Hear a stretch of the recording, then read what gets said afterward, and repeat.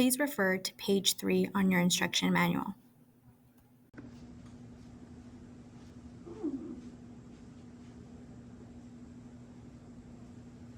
Hi, good morning. Good morning. How are you? I'm good. I was just looking at your list, and I was just saying, oh, this is so hard for my child. Distressed when there are big changes in routine. Like seriously, it's such a meltdown.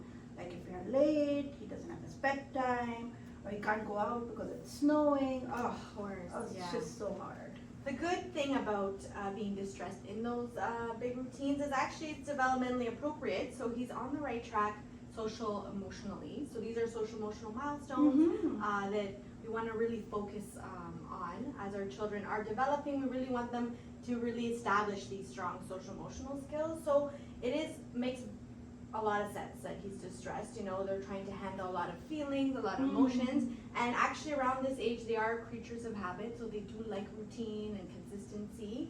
And what's really helpful is actually activities for 2-year-olds is trying to have a consistent routine during the day.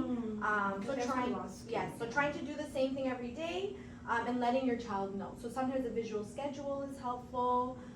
That's what daycares kind of use in schools, and this is why children kind of do well in. But it also is good to have some flexibility. So if it is snowing, it's something you can't do, it's out of your control. But to kind of redirect that, what can we do? Instead of playing outside, we can do some type of freeze dance or exercise inside, right? So just trying to keep the gross motor movement happening, but it can be indoors or outdoors.